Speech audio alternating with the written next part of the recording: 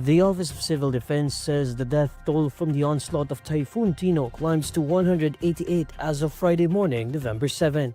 According to Office of Civil Defense Deputy Spokesperson Diego Mariano, most of the fatalities were recorded in Cebu with 139 deaths. The remaining fatalities were recorded in Negros Occidental, Negros Oriental, Agusan del Sur, Capiz, Southern Leyte, Antique, Iloilo, Guimaras, Bohol, and Leyte.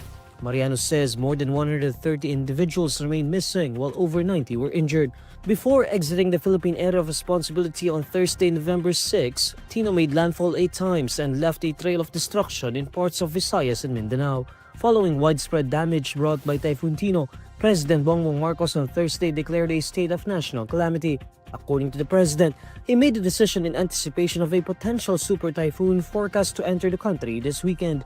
The weather disturbance will be given a local name Uwan once it enters the Philippine area of responsibility. The proclamation of a state of national calamity will enable government agencies to draw from emergency funds and fast-track the procurement of essential goods and services for typhoon victims.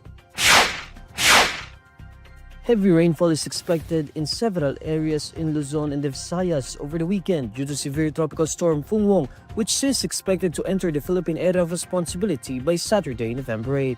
Based on Pag-asa's 11 a.m. heavy rainfall outlook on Friday, November 7, heavy to intense rains are forecast over Catanduanes, Northern Samar, Eastern Samar, Sorsogon, Albay, Camarines Sur, and Camarines Norte on Saturday noon until Sunday, November 9. Meanwhile, moderate to heavy rains are expected in Samar, Biliran, Leyte, Masbate, Quezon, Marinduque, Romblon, Aurora, Quirino, Isabela, and Cagayan on the same day. Moreover, Pag-asa warns that impacts in some areas may be worsened by significant antecedent rainfall. Pag-asa announces Phungwong intensified into a severe tropical storm early Friday morning and is forecast to enter the Philippine area of responsibility by midnight or early morning on Saturday. It will be given the local name Uwan once it enters the Philippine area of responsibility. Pag-asa says the severe tropical storm may reach typhoon category in the next 24 hours and further intensify into a super typhoon by Saturday evening or Sunday morning.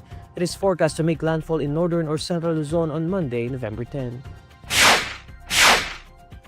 The Department of the Interior and Local Government is directing local government units to complete the evacuation of residents in high-risk communities by Sunday, November 9, ahead of an expected super typhoon forecast to hit the country over the weekend. In a statement on Friday, November 7, the agency says local officials should not wait for conditions to worsen before evacuating residents from flood and landslide-prone communities. The DILG is reminding local governments to ensure that evacuation centers have enough supplies, power sources, and personnel to manage evacuees. The agency adds that continuous coordination with regional disaster councils and clear public information campaigns are essential. Moreover, the DILG is also ordering the suspension of sea travel, outdoor tourism, and recreational activities in areas within the storm's projected path. Local governments are likewise instructed to deploy road clearing teams and secure access routes for emergency and relief operations. According to Pag-asa, Phungwong intensified into a severe tropical storm early Friday morning and is expected to enter the Philippine area of responsibility by midnight or early morning of Saturday, November 8. The Weather Bureau warns that weather conditions are expected to deteriorate over eastern Luzon by Sunday, with strong winds, heavy rainfall, and dangerous coastal conditions threatening northern and central Luzon early next week. Storm surges and coastal flooding are likely, and gale warnings may be raised as early as Saturday.